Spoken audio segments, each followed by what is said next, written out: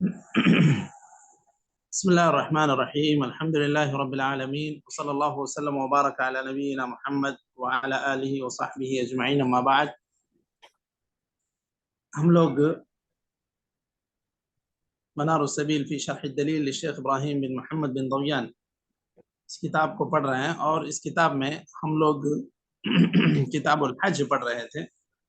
किताबुल हज में हम लोग बाब महदूरातिल इहराम शुरू कर चुके थे। हमारे हलक़ात के तसलसल के एतबार से ये आज का हल्का नंबर 181 है, 181। और हम लोगों को पढ़ना है व तग़तियतुल वजहि मिनल उन्सा। यहाँ से जी शेख शुरू करें। बिस्मिल्लाहिर्रहमानिर्रहीम। ये अत्थानी है ना? जी जी बिल्कुल जी। तअम्मुदु तग़तियतुर रअसी मिनर रुजून। जी। कहाँ है? कहाँ से बोले शेख? व तग़तियतुल वजहि मिनल उन्सा, हाँ सही। लेकिन जी वतग़तियतुल वजहि मिनल उन्सा लेकिन तस्दिलु अला वजहिहा लिहाजतिन। तुस्दिलु। تسدل على وجهها لحاجة لقوله صلى الله عليه وسلم لا تنتقب المرأة المحرمة. تنتقب لا المرء. تنتقب المرأة المحرمة जी ولا تلبس القفازين. رواه أحمد والبخاري. قال في الشرح فيحرم تغطيته لا نعلم فيه خلافا إلا ما روي عن أسماء أنها تغطي تغطي. مم. فيحمل على السدل فلا يكون فيه اختلاف. فإن احتاجت لتغطيته لمرور الرجال قريبا منها سدلت الثوب من فوق رأسها لا نعلم فيه خلافا. انتهى. لحديث عائشة كان الركبان يمرون بنا ونحن محرمات مع رسول الله صلى الله عليه وسلم فإذا حاذونا سدلت إحدانا جلبابها على وجهها فإذا جاوزونا كشفناه. رواه أبو داود والأثرم. ولا يضر لمس المسدول وجهها خلافا للقاضي. الثالث قصد شم الطيب لقوله في الذي وقصته راحلته صحيح. ولا تمسوه بطيب. قال في الشرح أجمعوا على أنه ممنوع من الطيب ولا يجوز له لبس ثوب مطيب لا نعلم فيه خلافا لقوله صلى الله عليه وسلم ولا يلبس ثوبا مسه ورس ولا زعفران. متفق عليه. ومس ما يعلق لأنه تطيب ليدي. ومس ما يعلق. ومس ما يعلق لأنه يعلق. يعلق. يعلق لأنه تطيب ليدي. واستعماله في أكل أو شرب بحيث يظهر طعمه أو ريحه. وكان مالك لا يرى بما مست النار من الطعام بأسا وإن بقيت رائحته وطعمه ولو شم الفواكه كلها وكذا نبات الصحراء كشيح وقيشوم وخزامة. وكذا ما ينبته الآدمي لغير قصد الطيب كحنة وعسكر وقرنفل ودارصيني. قاله في الإقناع. فمن لبس أو تطيب أو غطى رأسه ناسيا أو جاهلا أو مكرها فلا شيء عليه لقوله صلى الله عليه وسلم عفي لأمتي عن الخطأ والنسيان وما استكره عليه. ومتى زال عذره أزاله في الحال وإلا فدا فدية देना. وإلا فدا لاستدامته المحظور من غير عذر. الرابع إزالة الشعر من البدن ولو من الأنف لقوله تعالى ولا تحلقوا رؤوسكم حتى يبلغ الهدي محله نص على حلق الرأس وقسنا عليه سائر شعر البدن نص على عدمی نہیں ہے آپ کے اس میں؟ نہیں ہے، صرف نص ہے، اس کے بعد على حلق الرأس ہے. چلے وقسنا عليه سائر شعر البدن وتقليم الأظافر. قال في الشرح أجمعوا على أنه ممنوع من تقليم أظفاره إلا من عذر، وأجمعوا على أنه يزيل ظفره إذا انكسر. الخامس پڑھنا ہے شیخ؟ پڑھیے الخامس پڑھیے. الخامس قتل صيد البر الوحشي المأكول إجماعا لقوله تعالى وحرم عليكم صيد البر ما دمتم، وقوله يا أيها الذين آمنوا لا تقتلوا الصيد وأنتم حرم، والدلالة عليه والإعانة على قتله لأنه إعانة على المحرم لحديث أبي قتادة أنه كان مع أصحاب له محرمين وهو لم يحرم فأبصروا وهو لم يحرم فأبصروا حمارا وحشيا وأنا مشغول أخصف نعلي فلم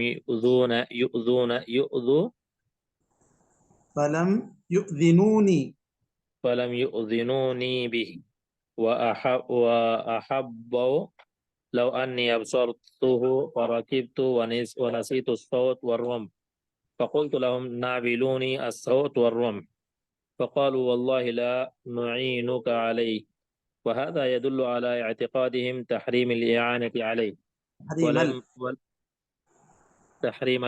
عليه ولما سألوا النبي صلى الله عليه وسلم قال هل أحد أمره أن يحمل عليها أو أشار إليها؟ قالوا لا.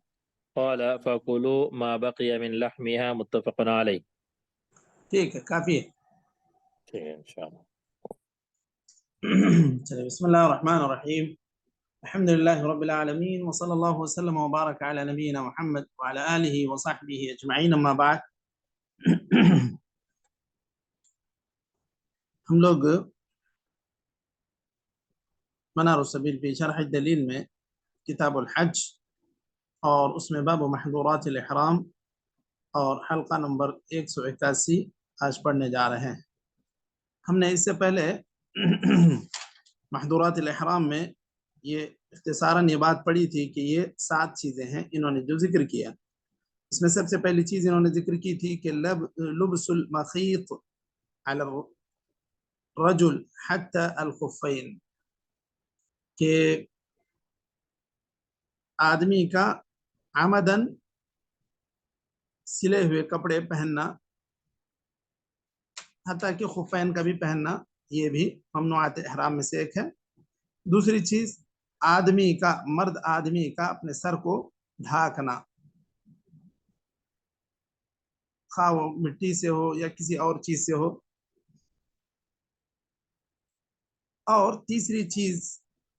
دوسری چیز ہی میں انہوں نے ضمناً یہ چیز بھی ذکر کر دی کہ محرم عورت اگر ہے تو وہ سر ڈھانکے گی، چہرہ کھلا رکھے گی لیکن وہ اپنے گھونگھٹ سے اسے ضرورت پڑنے پر چھپائے گی.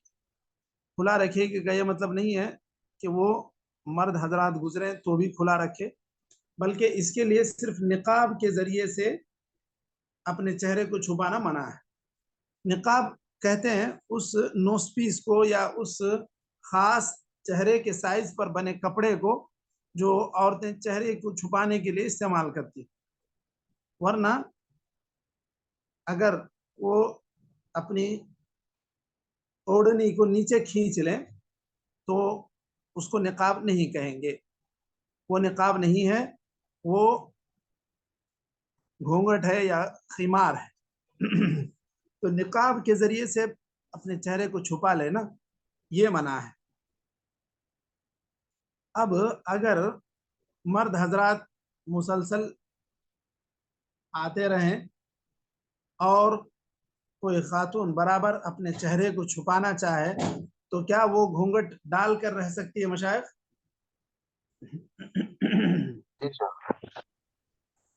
بالکل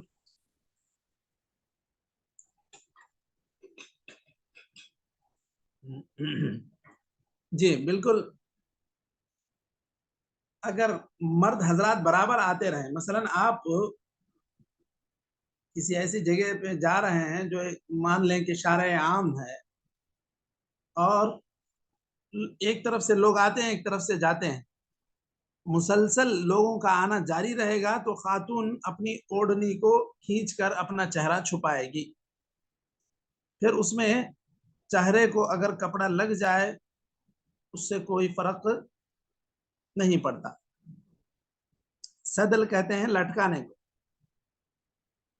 انہوں نے یہی کہا وَتَغْطِيَةُ الْوَجْهِ مِنَ الْأُنْثَى لَكِنْ تُسْدِلُ عَلَى وَجْهِهَا لِحَاجَةٍ.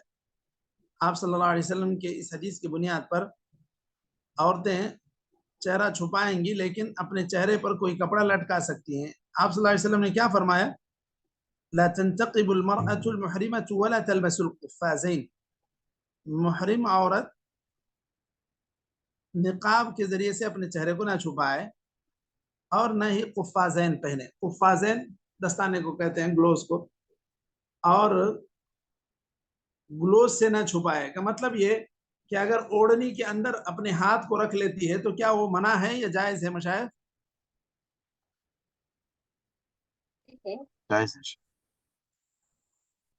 جائز ہے. یعنی چہرہ اور ہاتھوں کو اس کے خاص سائز پر بنے کپڑے سے چھپانا منع ہے، لیکن اس کو دکھاتے ہوئے پھرنا یہ مطلوب نہیں ہے. اس کے خاص جو کپڑے بنتے ہیں، ہاتھ کے سائز کا جو دستانہ بنتا ہے اس کو پہننا منع ہے.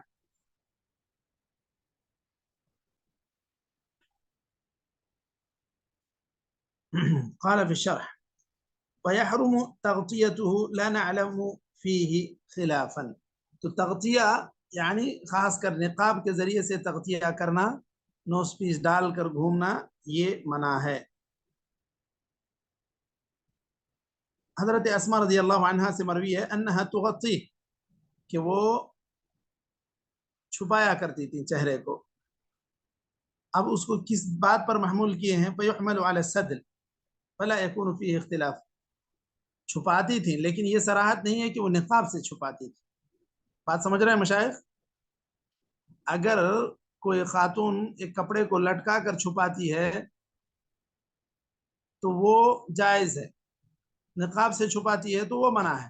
حضرت اسماء کا جو عمل یہاں پر مروی ہے یا ذکر ہے اس کے اندر اس بات کی صراحت نہیں ہے کہ وہ نقاب سے چھپاتی تھی، بس انہا تغطی، اتنی بات ہے.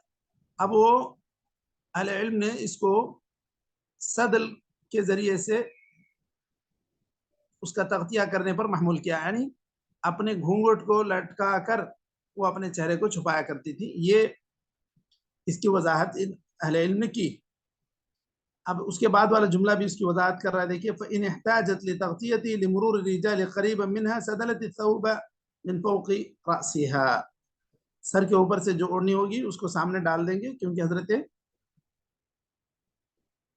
حضرت عائشہ رضی اللہ عنہا کی حدیث ہے. آپ فرماتی ہیں کہ ہمیں کہ کوئی خاتون سامنے سے جب لوگ سوار گزرتے تو اپنے گھونگھٹ کو لٹکا لیا کرتی تھی اپنے چہرے پر، پھر جب وہ چلی جاتی تو چہرہ ہم لوگ کھول لیا کرتے تھے. تو مطلب یہ کہ جہاں مرد حضرات نہ ہو، اجنبی مرد حضرات، تو وہاں عورت، محرم عورت چہرہ کھول کر رہے گی. یہاں پر اس میں نیچے بھی انہوں نے ذکر کیا. دیکھیں ولا يضر لمس المسدول وجهها. مسدول یعنی وہ چیز جو لٹکائی جاتی ہے، یعنی مثلا گھونگھٹ جو ہے یہ مسدول ہے. اب یہ اگر چہرے کو چھو جاتا ہے تو اس سے کوئی فرق نہیں پڑتا.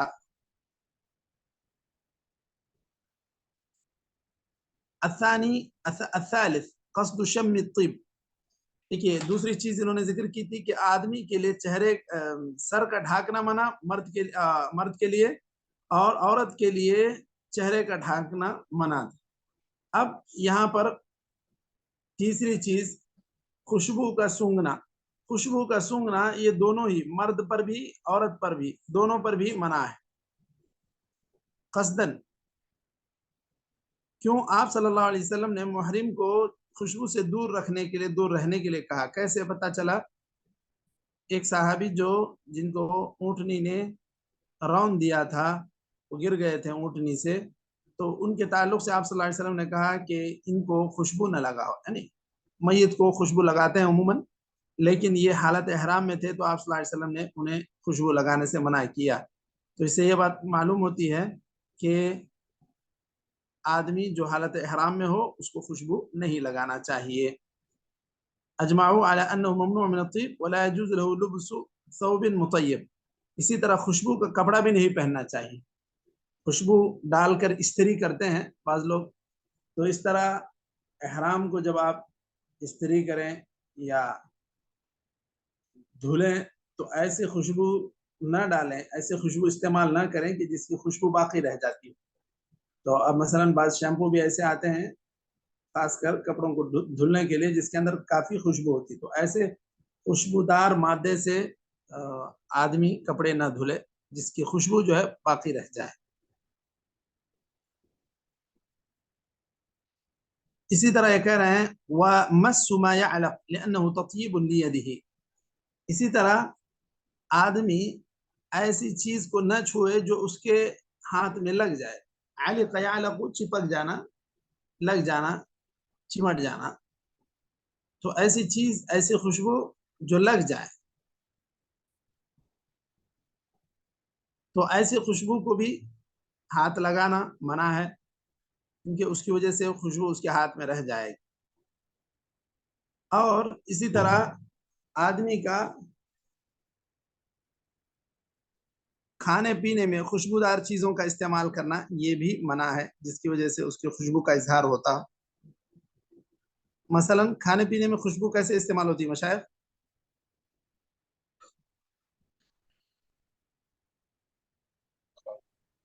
جی بتائیں۔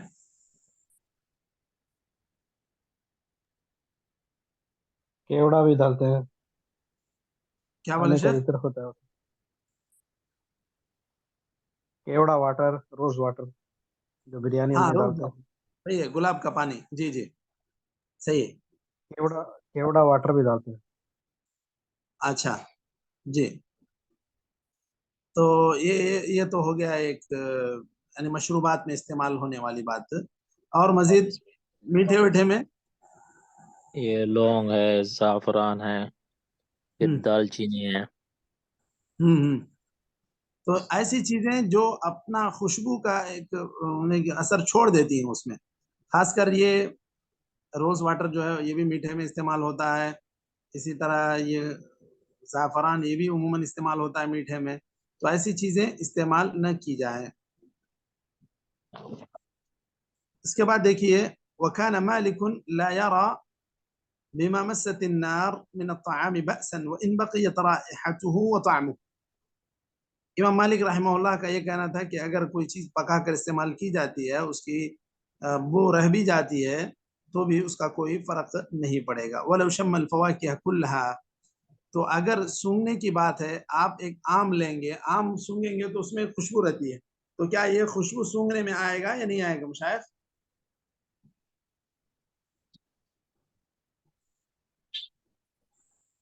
جی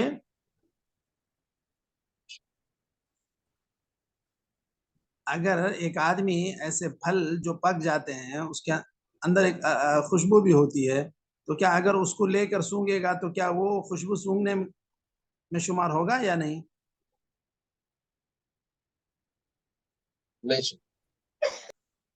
نہیں شمار ہوگا، کیونکہ وہ اصل میں خوشبو کا استعمال نہیں کر رہا ہے، اسی لیے وہ کہہ رہا وَلَوْ شَمَّ الْفَوَاكِهَ كُلَّهَا وَكَذَا نَبَاتُ الصَّحْرَاءِ كَشَيْحٍ وَقَيْصُومٍ وخزامة وكذا ما ينبته الآدمي لغير قصد الطيب كحناء وعصفر وقرنفل ودارسيني قاله بالإقناع۔ اچھا انہوں نے کہا دیکھیے یہ جو خوشبودار پودے ہیں، یہ جو اپنے طور پہ اگ جاتے ہیں، اس کو اگر ہاتھ لگائے آدمی کسی کام سے، یا آدمی جس چیز کو اگایا ہے اس چیز کو نکالنا چاہ رہا ہے، اس کی وجہ سے ہاتھ میں خوشبو آ جاتی ہے، تو یہ خوشبو کا اعتبار نہیں ہوگا، کیونکہ یہ استعمال نہیں کر رہا ہے اور اس کا مقصد اس کو خوشبو لگانا یا خوشبو استعمال کرنا نہیں ہے۔ آدمی جو چیز اگاتا ہے وہ اس کو نکال سکتا ہے یا نہیں نکال سکتا؟ مشائخ محرم اگر ہے، اگر کسی نے مثلا مان لیں کہ نانا اگایا ہے، کیا کہتے ہیں، پودینہ کسی نے اگایا ہے، اب چائے میں استعمال کے لیے وہ نکالتا ہے، تو کیا یہ حرم کے اندر پودا اکھاڑنے میں آئے گا؟ نہیں آئے گا؟